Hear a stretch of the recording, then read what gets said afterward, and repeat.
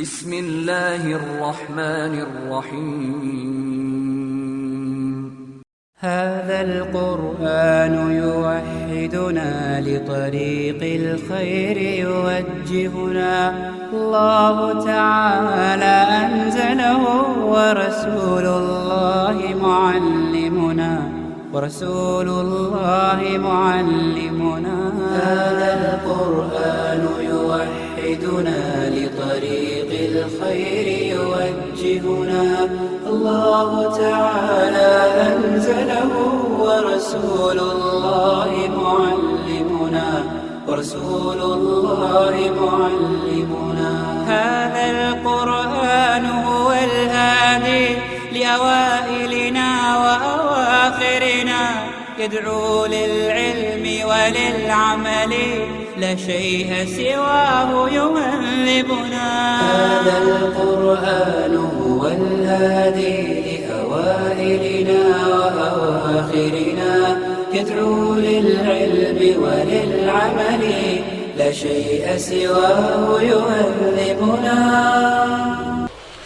ونؤمن به ونتوكل عليه ونعوذ بالله من شرور أنفسنا ومن سيئات أعمالنا من يهده الله فلا مضل له ومن يضلل فلا هادي له وأشهد أن لا إله إلا الله وحده لا شريك له وأشهد أن محمدا عبده ورسوله أما بعد எல்லாம் வல்ல அல்லாஹ் ஜல்லஷானஹு தஆலாவை புகழ்ந்து அவனது திருத்தூதர் ஸல்லல்லாஹு அலைஹி வஸல்லம் அவர்கள் மீது ஸலவாத்தும் ஸலாமும் கூறிய பின்னால் உங்கள் அனைவருக்கும் சலாம் அஸ்ஸலாமு அலைக்கும் வரஹ்மத்துல்லாஹி வபரகாத்துஹு. அல்லாஹ்வுடைய பேரருளால் இந்த இடத்தில் நாம் மார்க்கத்துக்காக ஒன்று கூடியிருக்கிறோம்.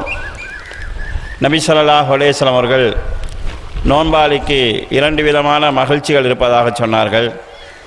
அதில் ஒன்று நோன்பு திறக்கிற போது இயற்கையாக அவனுக்கு ஏற்படக்கூடிய சந்தோஷம். 2வது நாளை மறுமையிலே அல்லாஹ்வை சந்திக்கிற போது தான் நோற்ற நோன்பினுடைய நன்மைகளை கண்டு மீண்டும் ஒரு முறை அவன் மகிழ்ச்சி அடைவான் என நபி ஸல்லல்லாஹு அலைஹி வஸல்லம் கூறியிருக்கிறார்கள்.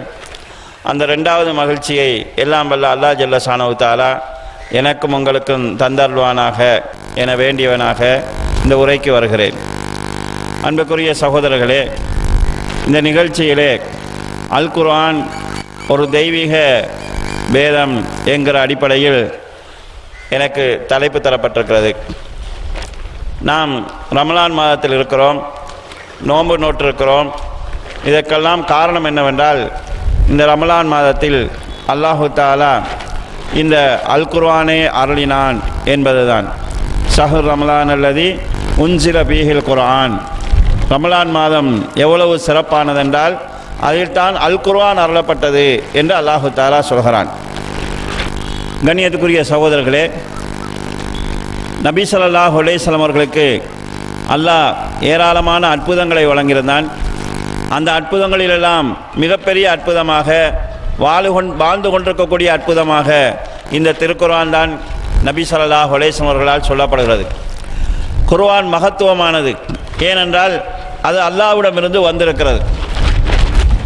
அதை நபி ஸல்லல்லாஹு அலைஹி வஸல்லம் அவர்கள் போதித்திருக்கிறார்கள்.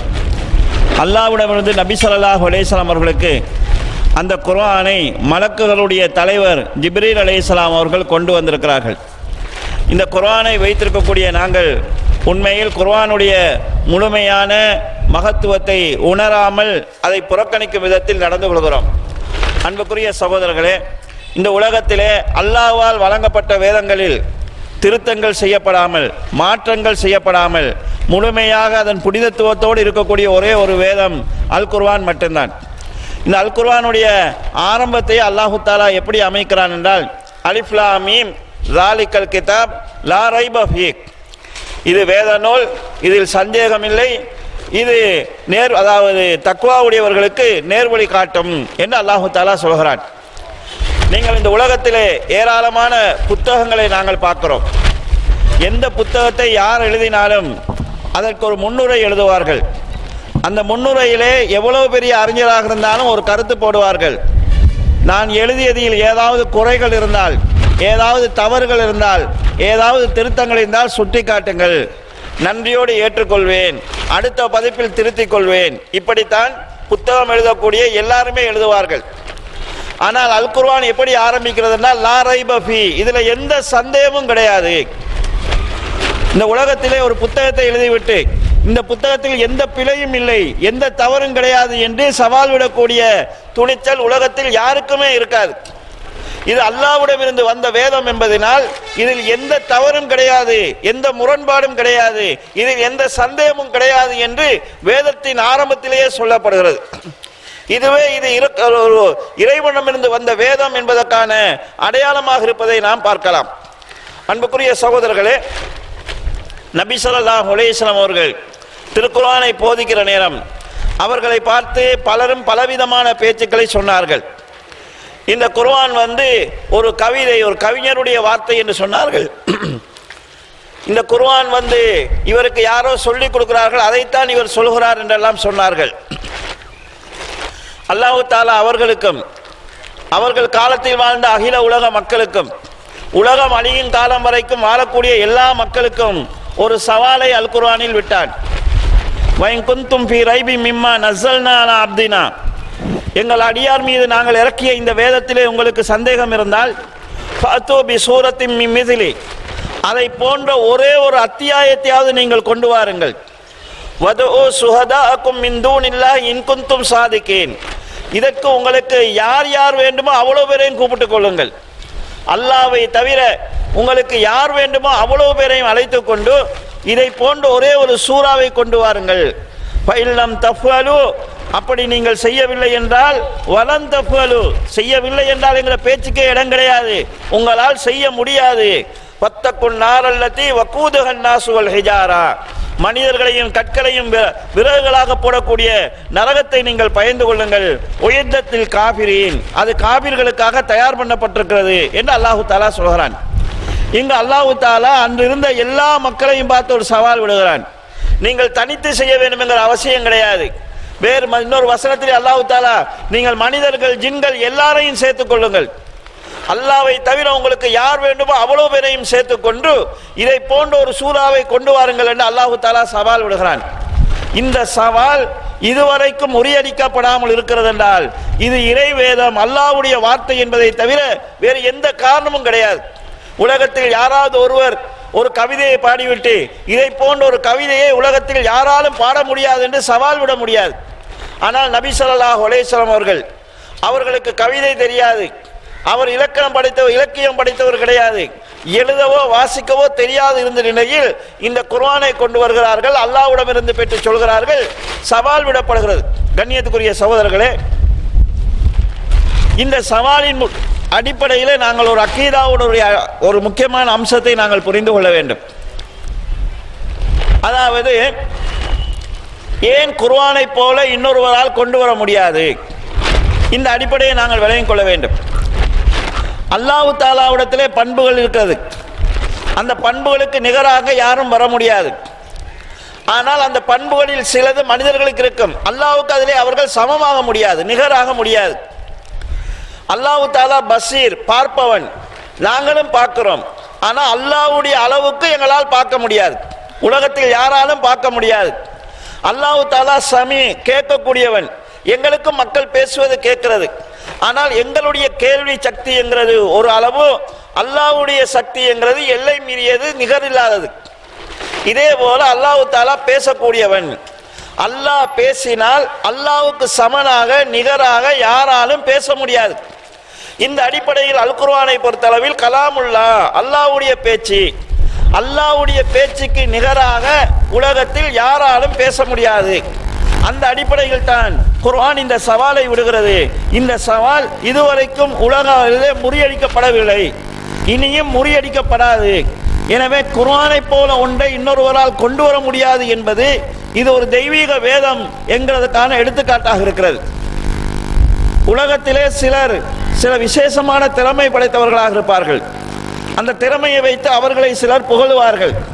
நாம் தமிழ் மொழியை எடுத்துக்கொண்டார், திருக்குறள் தமிழ் மொழியிலே அழகான ஒரு மொழி நடையிலே 2 அடிகளுக்குள் 2 வரிகளுக்குள் பெரிய கருத்துக்களை சொல்லக்கூடிய கவிதை தான் அது அவருடைய தனிப்பட்ட திறமை.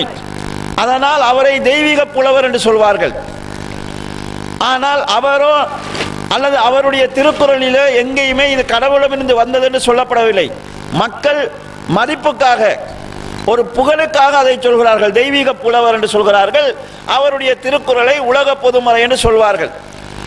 ஆனால் அதிலே இலக்கிய நயம் இருக்கிறது, தவறுகளும் இருக்கிறது, பிழைகளும் இருக்கிறது. அல் குர்ஆனை எடுத்துக்கொண்டோம் என்று சொன்னால் இலக்கியம் இருக்கிறது, ஆனால் தவறு இல்லை, மிகைப்படுத்தப்பட்ட புகழ் இல்லை, பொய் இல்லை, முரண்பாடு இல்லை என்கிற எல்லா சிறப்பம்சங்களும் சேர்ந்திருக்கிறது. பொதுவாக தமிழ்ல சொல்லுவாங்க, கண்ணுக்கு மையழகு கவிதைக்கு பொய்யழகு என்று. கவிதை எழுதுறவங்க கொஞ்சம் கூட்டித்தான் சொல்லுவாங்க. குர்ஆன்ங்கிறது இலக்கிய நயத்தில் இருக்குது, ஆனால் மேல் மிச்சமான புகழுரைகள் அதில் இல்லாத நிலையை நாங்கள் பார்க்கிறோம். அதே நேரத்தில் குர்ஆனுடைய ஒரு தெய்வீக தன்மையை பாருங்கள். உலகத்திலே திருக்குறளை மனப்பாடம் செய்தவங்க எத்தனை பேர் இருக்கிறாங்கன்னு கேட்டா தேடி பிடிச்சி யாராவது ஒருத்தர் ரெண்டு பேரை சொல்லலாம். அல்லது பைபிளை மனப்பாடம் செஞ்சவங்க யாராவது இருக்கிறாங்கன்னா சொல்றதுக்கு ஆள் இருக்குமாங்கிறது தெரியாது. ஆனால் குர்ஆனை மனப்பாடம் செய்தவர்கள் என்று எடுத்துக்கொண்டால் இந்த இலங்கை திருநாட்டிலேயே நாங்கள் ஆயிரக்கணக்கான ஆபீஸ்களை சொல்லலாம். பொதுவாக ஒரு ஆள் ஒன்றை மனப்பாடம் செய்வதாக இருந்தால் அது அவருடைய மொழியில் இருந்தால் மனப்பாடம் செய்ய லேசாக இருக்கும். எங்களுடைய சின்ன பிள்ளைகள் குர்ஆனை மனப்பாடம் செய்கிறார்கள். அவர்களுடைய மொழி அரபு மொழி கிடையாது, தமிழ் மொழி பேசக்கூடிய எங்களுடைய பிள்ளைகள் குர்ஆனை மனப்பாடம் செய்கிறார்கள். மொழி தெரியாமலே அதை அவர்களால் மனப்பாடம் செய்ய முடிகிறது. முழு குர்ஆனையும் மனப்பாடம் செய்கிறார்கள் அரபு மொழி தெரியாமல். இது குர்ஆனை அல்லாஹ் தஆலா லேசாக்கி வைத்திருக்கிறோம் என்று சொல்லக்கூடிய அம்சத்துக்குள் உள்வழங்கக்கூடியது. உலகம் எல்லாம் நாம் எடுத்துக்கொண்டால் லட்சக்கணக்கான மக்கள் குர்ஆனை மனப்பாடம் செய்திருக்கிறார்கள். இது குர்ஆன் இறைவேதம் என்கிறதுக்கான அடிப்படை ஆதாரங்களாக இருப்பதை நாங்கள் பார்க்கலாம். கண்ணியத்துக்குரிய சகோதர சகோதரிகளே, அல் குர்ஆனிலே அல்லாஹ் தஆலா பல அம்சங்களை சொல்கிறான். சொல்லக்கூடிய ஒவ்வொரு அம்சமும் ஏதாவது ஒரு வகையில் இந்த குர்ஆன் இறைவேதம் என்கிறதுக்கான அடிப்படைகளாக இருப்பதை நாம் பார்க்கலாம்.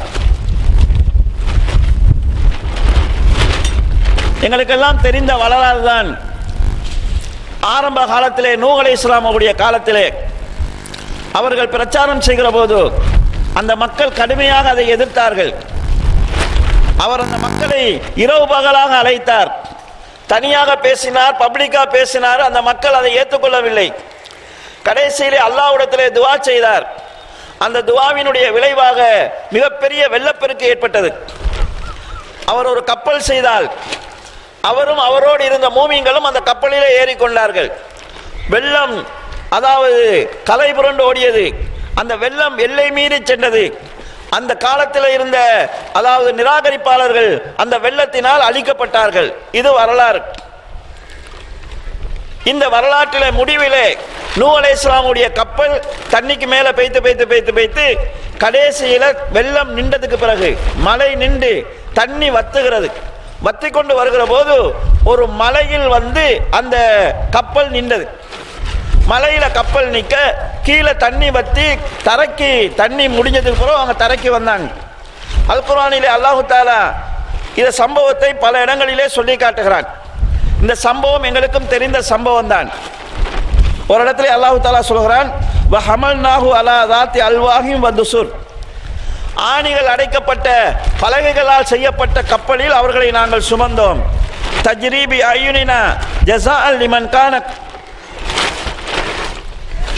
அந்த கப்பல் எங்களுடைய கண் முன்னாலேயே அந்த வெள்ளத்திலே ஓடி சென்றது. வலக்கது தரக்குனாஹா ஆயத்தன் பகல் மின் முத்தக்கீர். அதனை ஒரு அத்தாட்சியாக நாங்கள் விட்டு வைத்திருக்கிறோம், உங்களில் சிந்திக்கிறவர்கள் இருக்கிறீர்களா என்று அல்லாஹ் கேட்கிறான். அந்த கப்பல் பெய்து ஒரு மலையிலே நின்றது.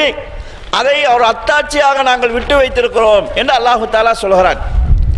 அன்புக்குரிய சகோதரர்களே, அண்மை காலத்தில் தான் மலை ஏறுகிறவர்கள் மலையொன்று ஏறினார்கள். அந்த மலையில் ஏறி மலை உச்சிக்கு போய் பார்த்தால் பனிக்கட்டியிலே சிக்குண்டு ஒரு பெரிய கப்பல் இருந்தது. அந்த கப்பலை அல்லாஹ் தஆலா பல்லாயிரம் ஆண்டுகள் ஐஸ் கட்டிக்குள் மறைத்து வைத்து பாதுகாத்திருக்கிறான். இப்போது அந்த கப்பல் கண்டுபிடிக்கப்பட்டு விட்டது. மலையுச்சிக்கு ஒரு கப்பல் எப்படி வந்தது என்கிறதுக்கு ஆதாரம் கிடையாது. கப்பல் தரையில இருக்கும், தண்ணியில இருக்கும். மலையுச்சிக்கு எப்படி வந்தது என்று கேட்டால் குர்ஆனிலே விடை வருகிறது. நூஹ் அலைஹிஸ்ஸலாத்துடைய கப்பல் அதாவது வெள்ளத்திலே இருந்து வெள்ளம் வத்துகிற போது வஸ்தவத் அலல் ஜூத், ஜூத் என்கிற மலையிலே தங்கி நின்றது என்று அல்லாஹு தஆலா சொல்கிறான். இந்த சம்பவத்தை பொறுத்தளவில் பைபிளிலும் இந்த சம்பவம் சொல்லப்படுகிறது. நூஹ் அலைஹிஸ்ஸலாத்துடைய கப்பல் ஒரு மலையில் நின்றது என்று. ஆனால் குர்ஆனிலே மேலதிகமான ஒரு தகவல் சொல்லப்படுகிறது. தரக்குனாகா, அதை ஒரு அத்தாட்சியாக நாங்கள் விட்டு வைத்திருக்கிறோம் என்று அல்லாஹ் சொல்கிறான். மலை உச்சியிலே இது நூஹ் அலைஹிஸ்ஸலாத்துடைய நிகழ்ச்சி நடந்து பல்லாயிரம் ஆண்டுகளுக்கு பிறகுதான் ரசூல் ஸல்லல்லாஹு அலைஹி வஸல்லம் வராங்க. இவ்வளவு காலமும் மலை உச்சியிலே அந்த கப்பல் பாதுகாப்பாக இருக்குது என்பது நபி ஸல்லல்லாஹு அலைஹி வஸல்லம் தெரியறதுக்கு வாய்ப்பே இல்லை, தெரிய முடியாது. அந்த கப்பல் இருக்கிறது என்று யாருக்கு தெரியும் என்றால் அல்லாஹ்வுக்கு மட்டும்தான் தெரியும். அந்த செய்தி குர்ஆனில் வந்திருக்கிறது என்றால் குர்ஆன் அல்லாஹ்விடம் இருந்து வந்தது, இறைவிடம் இருந்து வந்தது என்பதை இந்த வரலாறு எங்களுக்கு சொல்லி காட்டுகிறது. இதே போன்றுதான் லூத் அலைஹிஸ்ஸலாம் அவர்களுடைய சமுதாயம் இருந்தார்கள். அவர்கள் உலகத்திலே யாருமே செய்யாத ஒரு மோசமான செயலில் ஈடுபட்டார்கள். தன்னின சேர்க்கை என்கிற ஒரு மோசமான தவறு அவர்களிடத்தில் இருந்தது. அவர்களுக்கு லூத் அலைஹிஸ்ஸலாம் பிரச்சாரம் பண்ணினார். அந்த மக்கள் அதை ஏற்றுக்கொள்ளவில்லை. அதன் காரணமாக அவர்கள் அழிக்கப்பட்டார்கள். வானத்திலிருந்து சுடப்பட்ட கல் மலைகள் அவர்களுக்கு பொழியப்பட்டது. அவர்கள் இருந்த பிரதேசம் தலைகீழாக புரட்டப்பட்டது என்றெல்லாம் அல்லாஹு தஆலா அல் குர்ஆனிலே சொல்லி காட்டுகிறான். இதை பற்றி அல்லாஹு தஆலா குர்ஆனில் சொல்கிற போது சூரா அல் அன்கபூத்திலே இன்னா முன்சிலூன அலா அஹ்லி ஹாதிஹில் கரியா ரிஜ்ஸம் மினஸ் ஸமாஇ பிமா கானூ யஃப்ஸிகூன், இந்த ஊர் மக்கள் கேவலமான வேலையை செய்து வந்த காரணத்தினால் அவர்கள் மீது வானத்திலிருந்து நாங்கள் அழிவை இறக்கப் போகிறோம் என்று அல்லாஹ் தஆலா சொல்லிவிட்டு வலக்கது தரக்குனாகா மின்ஹா ஆயா, அந்த அழிவில் இருந்து ஒரு அத்தாட்சியை நாங்கள் விட்டு வைத்திருக்கிறோம். ஆயத்தம் பையினா, தெளிவான ஒரு அத்தாட்சியை நாங்கள் விட்டு வைத்திருக்கிறோம். லி கௌமி யாக்கிலூன், சிந்திக்கக்கூடிய மக்களுக்கு என்று அல்லாஹ் தஆலா சொல்கிறார். இவர்கள் அழிக்கப்படுவார்கள். இந்த அழிவில் இருந்து ஒரு தெளிவான ஆதாரத்தை, அத்தாட்சியை சிந்திக்கக்கூடிய மக்களுக்கு நாங்கள் வைத்திருக்கிறோம் என்று குர்ஆனில் சொல்லப்படுகிறது. இன்று அந்த இடம்தான் டெட்சி, சாக்கடல் என்று சொல்கிறார்கள். அப்ப அவர்கள் அழிக்கப்பட்டார்கள். அந்த அழிவினுடைய ஒரு அடையாளம் இருக்கிறது என்று நபி ஸல்லல்லாஹு அலைஹி வஸல்லம் அவர்கள் சொல்கிறார்கள் என்றால் சுயமா அவங்க சொல்ல முடியாது. என்றால் லூத் அலைஹிஸ்ஸலாத்துடைய காலத்துக்கும் ரசூலுல்லாஹ்வுடைய காலத்துக்கும் கிட்டத்தட்ட பல ஆயிரம் வருடங்கள் வித்தியாசம் இருக்கிறது. நபி ஸல்லல்லாஹு அலைஹி வஸல்லம் அவர்கள் இந்த பிரதேசங்களுக்கு போனவர்கள் கிடையாது. நபி ஸல்லல்லாஹு அலைஹி வஸல்லம் அவர்கள் போதித்த குர்ஆனில் அது சொல்லப்படுகிறது என்றால் குர்ஆன் அல்லாஹ்வுடைய ஒரு இறை வேதம் என்பதை அதிலிருந்து நாங்கள், அதாவது இந்த வரலாறும் அதை நிரூபிக்கக்கூடியதாக இருக்கிறது. அப்ப குர்ஆன் வரலாறு சொன்னாலும் அது ஒரு இறை வேதம் என்பதை நிரூபிக்கக்கூடிய விதத்தில் சொல்லக்கூடிய அம்சத்தை நாம் பார்க்கலாம். இதே போல கண்ணியத்துக்குரிய சகோதரர்களே, இன்று விஞ்ஞானத்தில் பல அம்சங்கள் கண்டுபிடிக்கிறார்கள். ஒவ்வொரு விஷயம் கண்டுபிடிக்கப்படுகிற போதும் அவை மகத்தான ஒரு அறிவியலாக, ஆராய்ச்சியாக பார்க்கப்படுகிறது. இவ்வாறு புதிய சில விஷயங்கள் கண்டுபிடிக்கப்படுகிற போது குர்ஆனை தேடி பார்க்கிற போது அந்த புதிய விஷயங்களுக்கு குர்ஆன் மூலமாக அமையக்கூடிய அம்சத்தை நாங்கள் பார்க்கலாம். நபி ஸல்லல்லாஹு அலைஹி வஸல்லம் அவர்கள் இன்றைக்கு ஆய்வுகள் செய்வது போல் கடல்களை எல்லாம் ஆய்வு செய்தவர்கள் கிடையாது. இன்றைக்கு கடலுக்குள்ள போறாங்க, வீடியோ எடுத்துட்டு போறாங்க, மீனை பிடிக்கிறாங்க. சுறா மீனுக்குன்னு கொஞ்சம் பேர் ஆய்வு செய்யறாங்க, திருக்க மீனுக்குன்னு கொஞ்சம் பேர் ஆய்வு செய்யறாங்க, கலர் மீனுக்குன்னு கொஞ்சம் பேர் ஆய்வு செய்யறாங்க, என்னென்னமோ செஞ்சுட்டு இருக்கிறாங்க. நபி ஸல்லல்லாஹு அலைஹி வஸல்லம் இப்படி கடலெல்லாம் போயிட்டு சுழியோடி வீடியோ எல்லாம் எடுத்து இந்த வேலை செய்யலை. ஆனா குர்ஆனில் மரஜல் பஹ்ரைனி யல்தகியான், ரெண்டு கடல்கள் ஒன்றை ஒன்று சந்திக்கிறது. பைனஹுமா பர்ஸகுன் லா யப்கியான், அந்த ரெண்டுக்கும் இடையிலே ஒரு மறைமுகமான திரை இருக்கிறது, ஒன்று இன்னொன்றை மீறாது என்று அல்லாஹ் தஆலா குர்ஆனில் சொல்கிறான். இன்று கடலை ஆய்வு செய்கிறவர்கள் கடலுக்கிடையில் ஒரு திரை இருக்கிறது, ரெண்டு கடல் சந்திக்குது, ரெண்டும் ஒன்றோடு கலப்பது கிடையாது. அந்த கடல்ல தண்ணீர் பாரம் வித்தியாசமா இருக்குது, ரெண்டுடைய பாரத்தை எடுத்தா வித்தியாசமா தெரியுது, ரெண்டுடைய உப்புத்தன்மை எடுத்தா வித்தியாசமா தெரியுது, எல்லா அம்சங்களிலும் வேறுபாடு இருக்கிறது என்றதை இன்றைக்கு ஆய்வு செய்து சொல்கிறார்கள். இன்று ஆய்வு செய்து விஞ்ஞானபூர்வமாக சொல்லக்கூடிய செய்தியை குர்ஆன் நேரடியாக அன்றே சொல்கிறது என்றால் இது கடலை படைத்தவனால் தான் சொல்ல முடியும். இன்றைக்கு கடலை ஆய்வு செஞ்சுட்டு சொல்றாங்க. அன்றைக்கு எந்த ஆய்வும் செய்யாமல் குர்ஆன்ல இது வருகிறது என்றால் கடலை படைத்த அல்லாஹ்வால தான் இது சொல்ல முடியும். இந்த அடிப்படையில் பார்க்கும்போது இது குர்ஆன் இறைவனிடமிருந்து வந்தது, இந்த உலகத்தை படைத்தவனிலிருந்து வந்தது என்பதை உறுதி செய்யக்கூடிய அம்சமாக இது இருப்பதை நாம் பார்க்கலாம். இதே போல கண்ணியத்துக்குரிய சோர்களே, அல் குர்ஆனுடைய ஒரு வசனம் நாஸ்திகராக இருந்த பெரிய விஞ்ஞானி ஒருவரை ஆஸ்திகத்துக்கு கொண்டு வந்தது. அல்லாஹ் தஆலா உலக படைப்பினுடைய ஆரம்பத்தை அதில் சொல்கிறான். அவலம் யரல்லதீன கபரு அன்ன சமாவாத்தி வல்லர் கானத்தா ரத்தகன் ஃபதக்னாஹுமா. இந்த வானம் பூமி ரெண்டுமே ஏற்கனவே ஒன்றாக இருந்தது, அதை நாம் வெடித்து சிதறச் செய்தோம் என்பதை இந்த நிராகரிப்பார்கள் பார்க்க வேண்டாமா? வஜஅல்னா மினல் மாஇ குல்ல ஷைஇன் ஹை. அதாவது உயிரோடு இருக்கக்கூடிய எல்லா பொருட்களையும் தண்ணீரிலிருந்து நாங்கள் படைத்தோம் என்பதை இவர்கள் சிந்தித்து பார்க்க வேண்டாமா? அஃபலா யுமினூன்.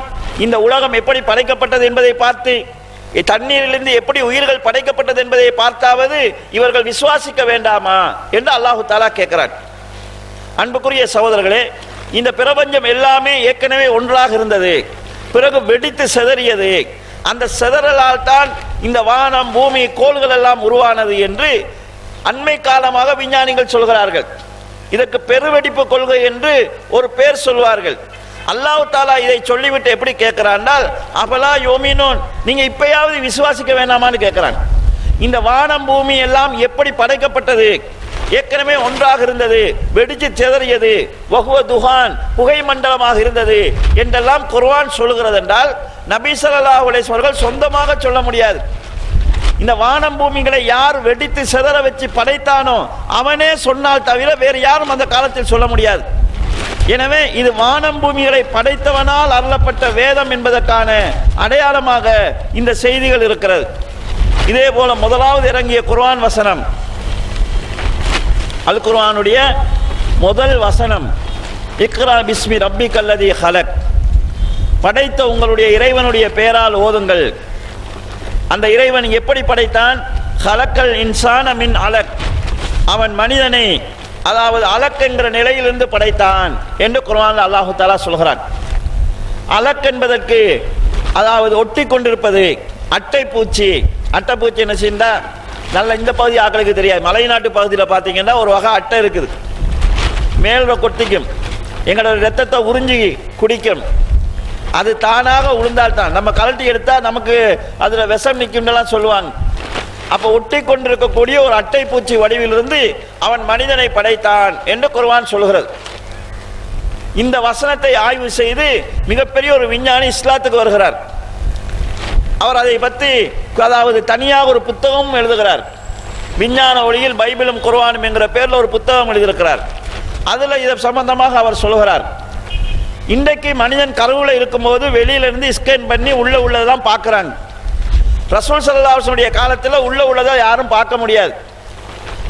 மனிதன் கருவில் இருக்கும்போது அட்டை பூச்சி போன்ற ஒரு வடிவில் இருக்கிறான் என்று ரசூலுல்லாஹ்வுக்கு தெரியாது. குர்ஆனில் அது வருது என்று சொன்னால் அல்லாஹ் தான் அதை மனுஷனை படைக்கிறான், படைத்தவனால தான் அது சொல்ல முடியும்.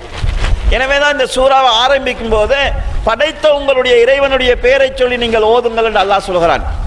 அவன் தான் படைத்தவன். படைத்தவன் என்கிறதுக்கு ஆதாரம் என்னென்றால் படைப்பினுடைய ரகசியத்தை அவன் சொல்கிறான். எவன் படைத்தானோ அவன் தான் உண்மையான இறைவனாக இருக்க முடியும்.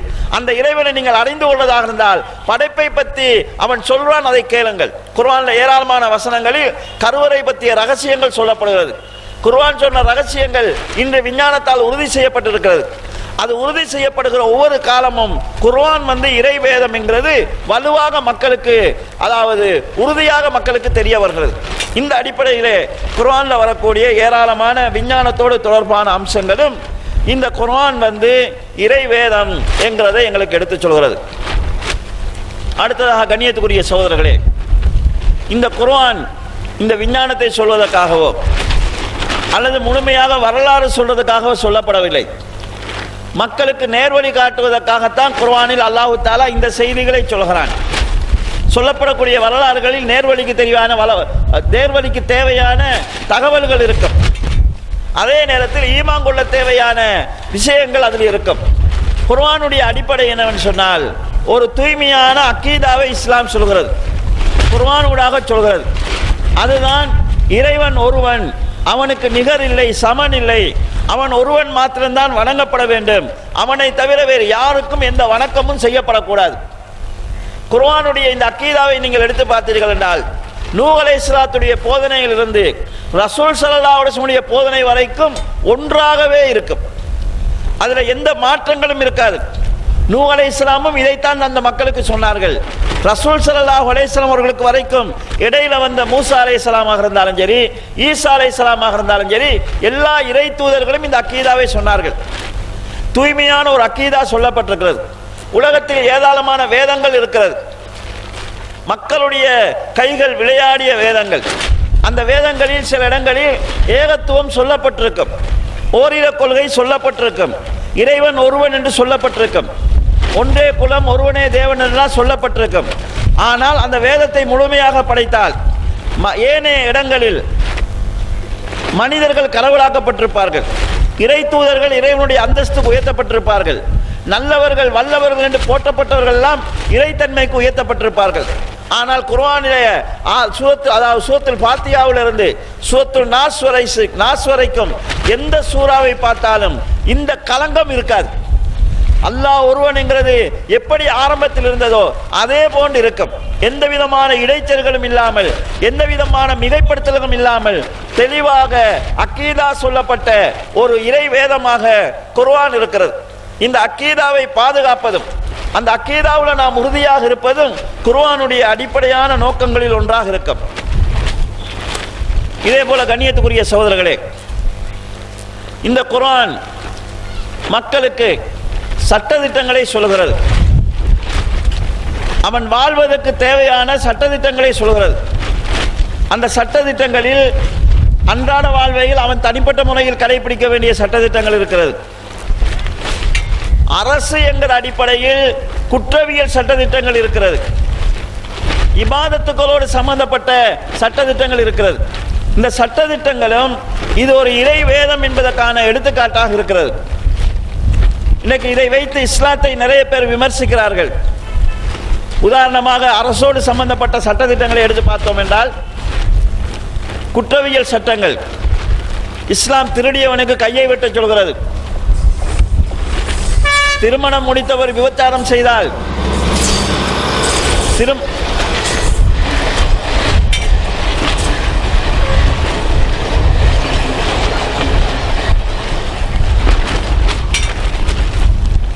திருமணம் முடித்தவர் விபச்சாரம் செய்தால் அவருக்கு மரண தண்டனையை சொல்கிறது. கொலைக்கு இஸ்லாம் மரண தண்டனை சொல்கிறது. கொலை செய்யப்பட்டவருடைய குடும்பத்தார் மன்னித்தால் மன்னிக்கலாம். இதே மாதிரி கற்பழிப்புக்கு இஸ்லாம் மரண தண்டனை சொல்கிறது. இந்த தண்டனைகளை இன்றைக்கு நிறைய பேர் விமர்சிக்கிறார்கள். ஆனால் அவர்களுடைய உள் மனசு ஒரு சந்தர்ப்பத்தில் அதை ஏற்றுக்கொள்ள செய்யும். கற்பழித்தவனுக்கு மரண தண்டனை என்று சொல்கிற போது குற்றம் செய்தவனுக்கு வாழ்வதற்கு இடம் கொடுப்பதில்லையா, திருந்துறதுக்கு இடம் கொடுக்கிறது இல்லையா, மனுஷன் தானே, இந்த மாதிரி சொல்லுவார்கள். ஆனால் ஏதாவது ஒரு விபரீதமான கற்பழிப்பு நடக்கும்போது அந்த கற்பழித்தவன் கையில் கிடைச்சா இவங்களே அடிச்சு கொண்டுருவாங்க. அந்த நேரத்தில் போலீஸால என்ன செய்யறான்டா, குற்றம் செய்தவனை பாதுகாக்க வேண்டிய நிலைக்கு போலீஸ் ஆகுது. நாங்கள் பாதுகாக்கவில்லை என்றால் பொதுமக்கள் அடித்து கொண்டு விடுவார்கள். அப்ப மக்களுடைய உணர்வு என்ன சொல்கிறது, இந்த தவறுக்கு இந்த தண்டனை கொடுக்க வேண்டும். இதான் மனிதனுடைய உணர்வு. திருடியவனுக்கு உலகத்தில் ஒரு சட்டம் போடுவாங்க, கொஞ்ச நாளைக்கு ஜெயிலில் போடுவாங்க. ஜெயிலில் போட்டால் யாருக்கு தண்டனையா இருக்குன்னு சொன்னா, மானம் மரியாதையா வாழணும் என்று நினைக்கிறவனுக்கு தண்டனையா இருக்கும். வெக்கம் மானம் ரோசம் சூடு சொன்ன எல்லாத்தையும் இழந்தவனுக்கு ஜெயில் ஒரு பிரச்சனையே கிடையாது. கொஞ்ச நாளைக்கு உள்ள இருந்து வெளியே வர போறாங்க. இன்னைக்கு உலகத்தில் குற்றச்செயல்கள் அதிகரித்து கொண்டே இருக்குது. சட்டம் போட்டு தடுக்கிறவங்க தடுக்கிறதுக்கான முயற்சி செய்யறாங்க, முடியவில்லை. பிரச்சனைகள் வருகிற போது என்ன சொல்றாங்கன்னா, சட்டத்திலே பிரச்சனை, அதாவது தவறை குறைக்க வேண்டும் என்றால் இஸ்லாமிய சட்டங்கள் கொண்டு வரப்பட வேண்டும். அந்த நேரத்தில் மனிதன் அந்த பிரச்சனையினுடைய அகோரத்தை உணர்கிற போது மட்டும் விளங்கிக் கொள்கிறான். ஆனால் இஸ்லாம் சொல்லுகிறது என்று சொல்கிற போது இஸ்லாம் காட்டுமிராண்டித்தனமானது, கடுமையானது, இரக்கம் இல்லாது, கொடுமையான தண்டனை கொடுக்க சொல்லுதுன்னு சொல்கிறார்கள். ஆனால் இந்த சட்டங்களை உண்மையிலே ஆய்வு செய்து பார்த்தால் இந்த சட்டம்தான் தவறை இல்லாமலாக்கும், தவறுகளை ஒழிக்கும், குற்றங்களை குறைக்கும், மனிதனுடைய இயல்புக்கு ஏற்றதாக இருக்கும் என்பதை உலகம் அறிந்து கொள்ளும். அன்புக்குரிய சகோதரர்களே, களவெடுக்கிறதுங்கிறது சின்ன விஷயமா இருந்தாலும் அதனால் ஏற்படக்கூடிய விளைவுகள், அதனால் ஏற்படக்கூடிய நஷ்டங்களை பார்க்கும்போது 4 பேருடைய கையை வெட்டினா அதை பார்க்கிறவன் களவெடுக்க மாட்டான். கற்பழிப்பு செய்தவனுக்கு பகிரங்கமாக மரண தண்டனை கொடுத்தா இதுக்கு பிறகு ஒருவன் அந்த தவறை துணிஞ்சு செய்ய மாட்டான். அப்ப பல பேருடைய உயிருக்கு உத்தரவாதம் கிடைக்கும், மனிதன் நிம்மதியாக வாழக்கூடிய ஒரு சூழல் உருவாகும். இதை இஸ்லாம் சொல்கிறது. அப்ப இஸ்லாம் சொல்லக்கூடிய, குர்ஆன் சொல்லக்கூடிய இந்த சட்ட திட்டங்களை எடுத்து ஆய்வு செய்து பார்த்தாலும் இது மனிதனை படைத்த, மனிதனுடைய இயல்பை புரிந்து கொண்ட, உலகத்தினுடைய நடைமுறையை விளங்கி கொண்ட இறைவனமிருந்து வந்த சட்டம் என்கிற அடிப்படையை நாம் புரிந்து கொள்ளக்கூடியதாக இருக்கும்.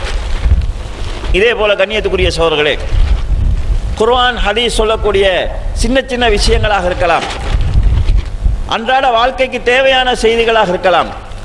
ஆனால் அதிலும் எங்களை அறியாமல் மனித இனத்துக்கு ஏராளமான நன்மைகள் இருக்கும். நபி ஸல்லல்லாஹு அலைஹி வஸல்லம் அவர்கள் ஒரு சந்தர்ப்பத்திலே சொன்னார்கள், உங்கள் யாராவது ஒருவருடைய பானத்தில் நீங்கள் குடிக்க போகிற தண்ணியில் அல்லது ரிங்ஸில் கொசு விழுந்து விட்டால் அந்த கொசுவை தண்ணிக்குள்ளே அமுக்கி ஃபுல்லாக நனைச்சிட்டு எடுத்து வீசிட்டு நீங்கள் குடிங்க என்று ரசூல் ஸல்லல்லாஹு அலைஹி வஸல்லம் சொல்கிறாங்க. ஏனென்றால் கொசுவினுடைய ஒரு இறக்கையில் நோயும் மறு இறக்கையில் அதுக்கு தேவையான மருந்தும் இருக்கிறது என்று ரசூல் ஸல்லல்லாஹு அலைஹி வஸல்லம் சொல்கிறாங்க. எங்களோட தண்ணியில் பட்ட இறக்க நோய் இறக்கையா மருந்து இறக்கையான்னு எங்களுக்கு தெரியாது, அதனால் உள்ள அமுக்கிட்டு வெளியே எடுத்து போட்டு குடிங்கன்னு ரசூல் ஸல்லல்லாஹு அலைஹி வஸல்லம் சொல்கிறாங்க.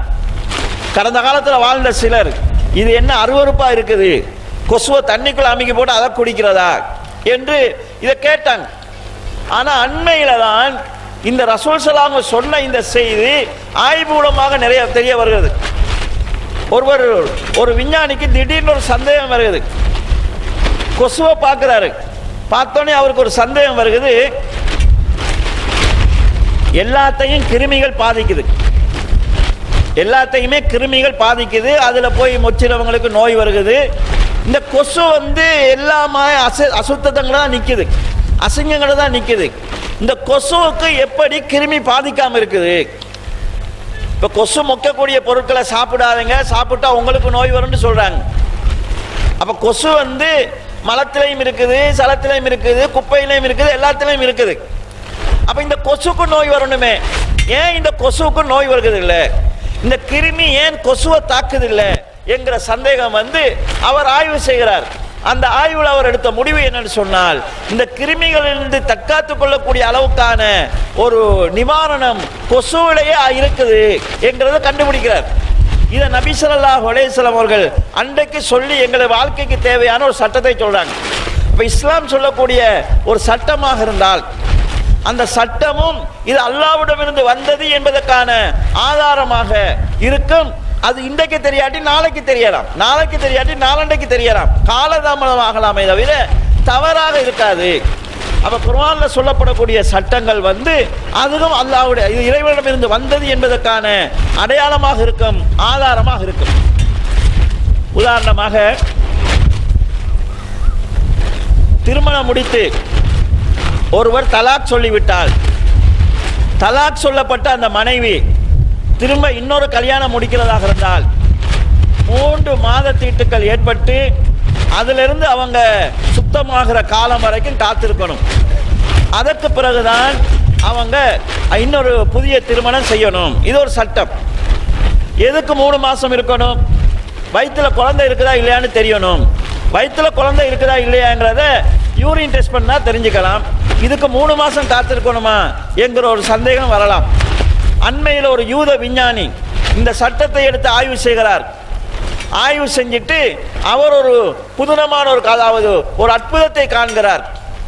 ஒரு பெண்ணோடு ஒருவர் உறவு கொண்டு 3 மாச கால அளவுக்குள் இன்னொருவர் அந்த பெண்ணோடு உறவு கொண்டால் கிடைக்கிற குழந்தைகளுடைய அந்த டிஎன்ஏ இதில் பரிசோதனை செய்த சிக்கல் உண்டாகும், அதுல குழப்பம் உண்டாகுது. அந்த முதலாவது நபர் உறவு கொண்டு 3 மாசம் தாண்டுகிற வரைக்கும் அந்த டிஎன்ஏ அந்த இது பதிவு இருக்குது என்கிற உண்மையை கண்டு அவர் இஸ்லாத்துக்கு வருகிறார். எங்களுக்கு இது வெறுமனே ஒரு சட்டமாகத்தான் தெரிகிறது. அந்த சட்டத்துக்கு பின்னால் மகத்தான உண்மைகள் மறைந்திருப்பது எங்களால் காண முடியாமல் இருக்குது. ஆனால் குர்ஆன் இந்த செய்திகள் பார்க்கிற போது குர்ஆன் இறைவனிடமிருந்து வந்தது என்கிற அடிப்படைகளை நாங்கள் புரிந்து கொள்ளலாம். இதே போல கண்ணியத்துக்குரிய சகோதரர்களே, குர்ஆனுடைய போதனைகள், இந்த போதனைகள் எங்களுடைய வாழ்க்கையிலே நடைமுறைப்படுத்துறதுக்காக அல்லாஹ் தஆலா கற்று தந்தது. இந்த போதனைகள் தான் மனித வாழ்க்கைக்கு தேவையானது, மனிதனுடைய வாழ்க்கைக்கு அடிப்படையானது, மனிதனுக்கு நடைமுறைக்கு சாத்தியமானது என்கிற அம்சங்களை நாங்கள் இந்த போதனைகளை படிக்கிற போது புரிந்து கொள்ளலாம். குர்ஆனை நாம் எடுத்துக்கொண்டோம் என்று சொல்லி சொன்னால் பொறுமையை பற்றி சொல்கிறது. சில இடங்கள்ல பொறுமையை பற்றி சொல்லியிருப்பாங்க. ஒரு கன்னத்தில் அரைஞ்சா மறு கன்னத்தையும் திருப்பி கொடு என்று சொல்லுவாங்க. ஆனால் பெரும்பாலும் அதை கடைபிடிச்சவங்களை தேடி பிடிக்கிறது கஷ்டமா இருக்கும். குர்ஆன் பொறுமை எப்படி சொல்லுதோ, உங்களுக்கு ஒரு ஆள் அடிச்சாருண்டா அதே மாதிரி திருப்பி அடிக்க உங்களுக்கு அனுமதி இருக்குது. உங்களுக்கு யாராவது ஏசினா திருப்பி ஏச அனுமதி இருக்குது. பொறுத்து கொண்டா நல்லது. மனிதனுடைய இயல்பை புரிந்து கொண்டு இஸ்லாம் சட்டம் சொல்கிறது. குர்ஆனுடைய போதனைகளை நாம் எடுத்து பார்த்தோம்னா மனித வாழ்க்கைக்கு தேவையானதாக, நடைமுறைக்கு சாத்தியமானதாக, அதை நடைமுறைப்படுத்தினால் மனிதன் நிம்மதியாக சந்தோஷமாக வாழக்கூடிய ஒரு வாய்ப்பை கொடுக்கக்கூடியதாக குர்ஆனுடைய போதனைகள் இருக்கும். இந்த அடிப்படையில் கண்ணியத்துக்குரிய சகோதரர்களே, குர்ஆன் எங்களுக்கு நிறைய ஹராம் ஹலால்களை சொல்லித் தருகிறது. இந்த ஹராம் ஹலால் என்கிறது எங்களுடைய வாழ்க்கையிலே கட்டாயமாக நாங்கள் கடைபிடிக்க வேண்டிய, பேண வேண்டிய அம்சங்கள். இதே போன்று அன்றாட வாழ்க்கையிலே கடைபிடிக்க வேண்டிய ஒழுக்கங்கள். சில விஷயங்கள் சின்ன விஷயங்களாக இருக்கலாம். சாதாரணமாக நாங்கள் ஒரு வீட்டுக்குள் செல்வதாக இருந்தால் சலாம் சொல்லி அனுமதி பெற்று செல்ல வேண்டும். வீட்டுக்குள்ள திடீர்னு போகக்கூடாது. வீட்டில் இருக்கிறவங்க நீங்க போங்கன்னு சொன்னா கோவிக்காம நம்ம திரும்பி வந்து விட வேண்டும். ஒரு வீட்டுக்கு நம்ம விருந்துக்கு போனா அங்க போய் சாப்பிட்டுட்டு நீண்ட நேரம் அங்க இருக்கக்கூடாது. சில வேளை அது அவங்களுக்கு டிஸ்டர்பா இருக்கலாம், அவங்க அதை சொல்ல முடியாத நிலையில் இருக்கலாம்.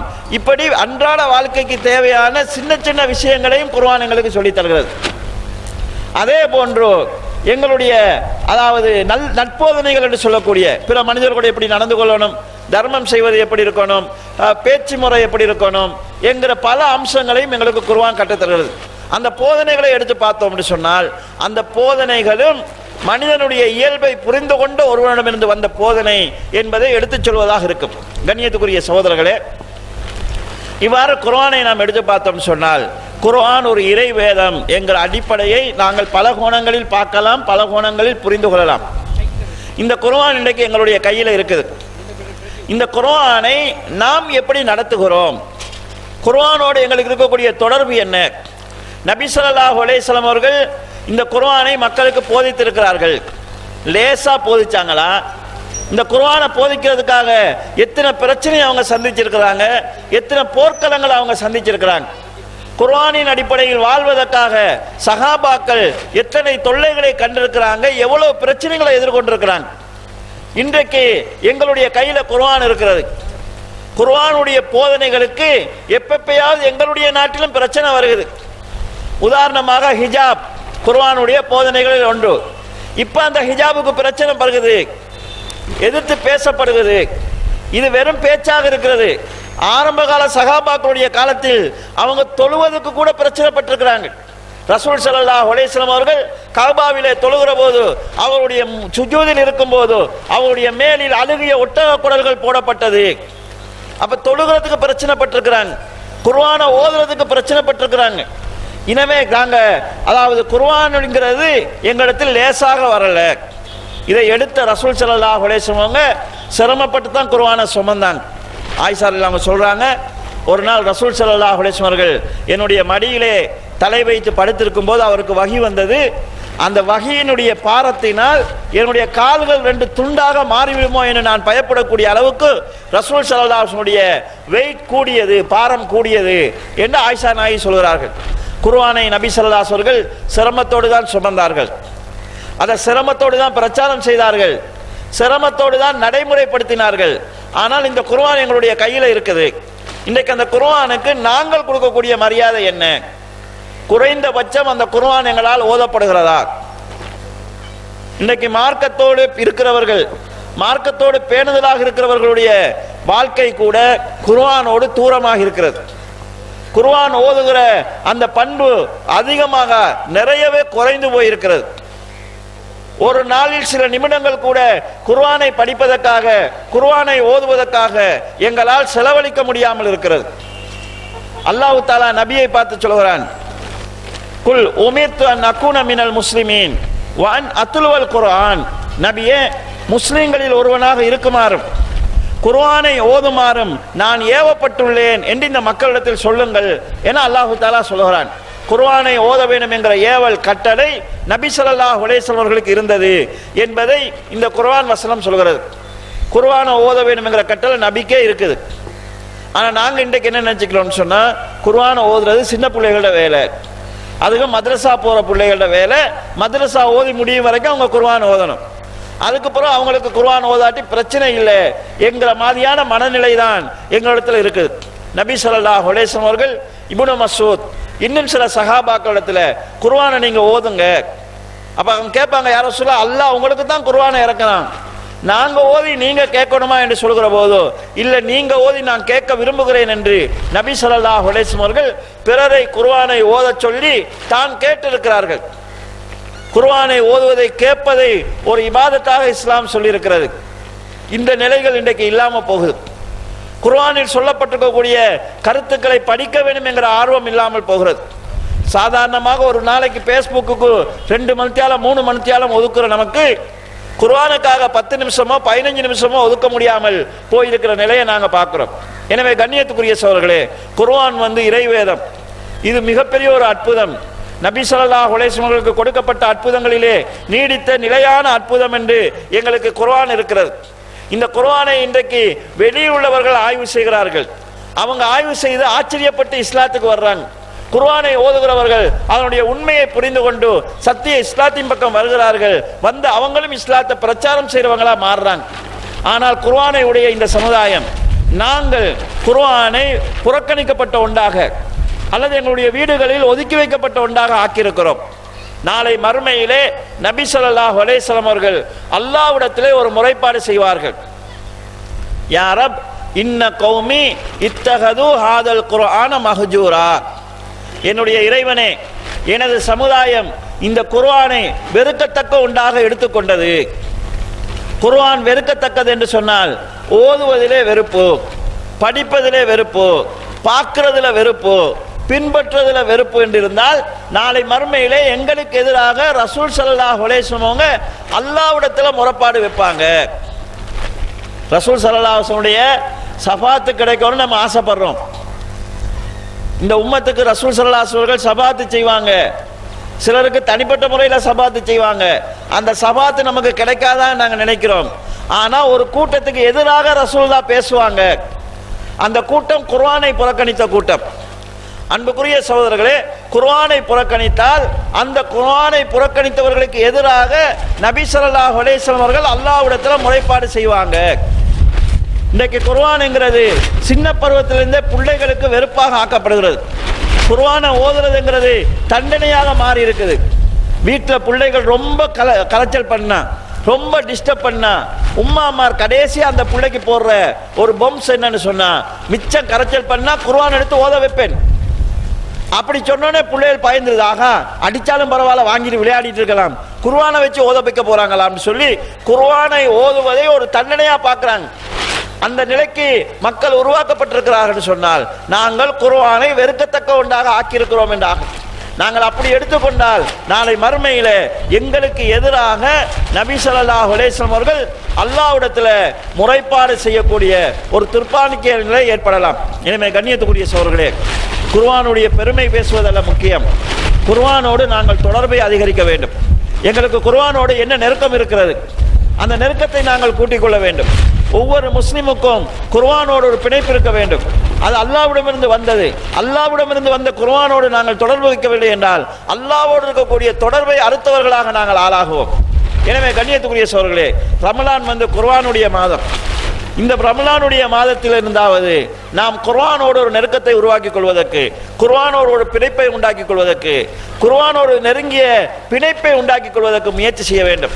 அந்த முயற்சியிலே எங்களுடைய வாழ்நாளில் ஒவ்வொரு நாளிலும் சில நிமிடங்களையாவது குர்ஆனை ஓதுவதற்காக, அதனுடைய மொழிபெயர்ப்புகளை, அதனுடைய விளக்கங்களை படிப்பதற்காக கழிக்கிறதுக்கு நாங்கள் உறுதி கொள்ள வேண்டும். இந்த உறுதியோடு இந்த ரமலானையும் ரமலானுக்கு பிறகுள்ள காலத்தையும் கழிக்கிறதுக்கு நாங்கள் முடிவு செய்வோம். எல்லாம் வல்ல அல்லாஹ் ஜல்ல ஷானஹு வ தஆலா அதற்கு எனக்கும் உங்களுக்கும் தௌஃபீக் செய்வானாக என வேண்டி விடைபெறுகிறேன். வாஹிரு தௌவானா அல்ஹம்துலில்லாஹி ரப்பில் ஆலமீன். வஸ்ஸலாமு அலைக்கும் வரஹ்மத்துல்லாஹி வபரகாத்துஹு.